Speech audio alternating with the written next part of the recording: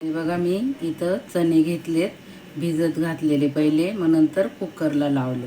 कुकरला शिजवून घेतले. असे हे बघा, असे चांगले शिजलेले. इथं मी बटाटे घेतले, ते बघा चांगले स्वच्छ पाण्याने घेतलंय, धुवून लसूण घेतलंय, कढीपत्ता घेतलाय आणि हा वाटलेला मसाला घेतलाय. आता त्याच्यामध्ये तेल टाकून घेऊ.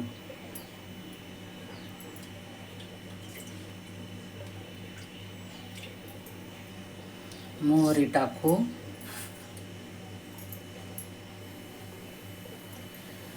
लसूण, कढीपत्ता,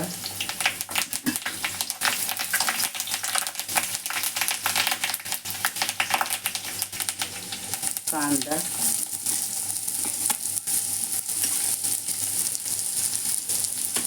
कांदा चांगला असं हलवून घेऊ.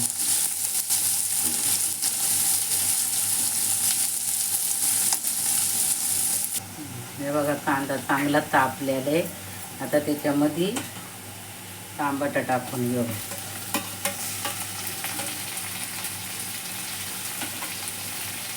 टमाटर पण चांगले असे हलवून घेऊ.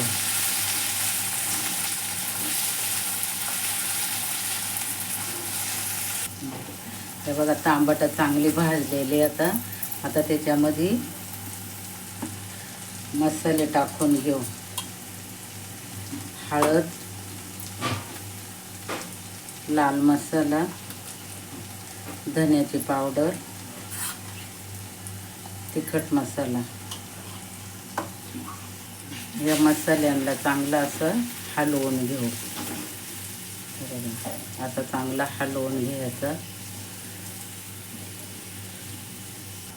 हे बघा असं चांगला मसाला ते भाजून निघालेले. आता हे वाटलेला मसाले ना हा त्याच्यामध्ये टाकून घेऊ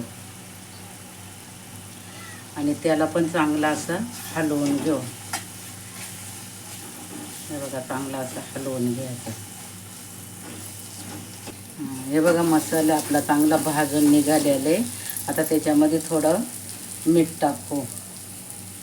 हे बघा आता चांगलं असं मीठ पण असं चांगला हलवून घेऊ आणि मग त्याच्यामध्ये हे बटाटे टाकू, चणे टाकून घेऊ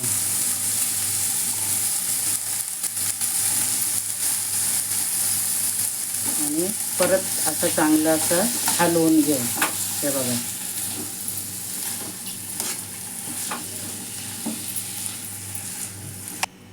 हे बघा चांगलं असं हलवून झालेले.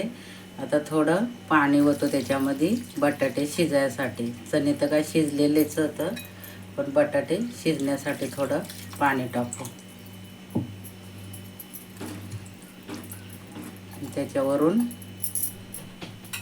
त्याच्यावरती झाकण ठेवून घेऊ.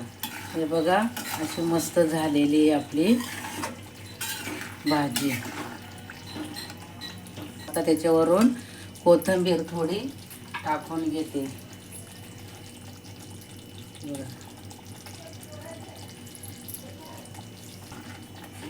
बघा बटाटा आणि चण्याची शेक भाजी तयार आहे.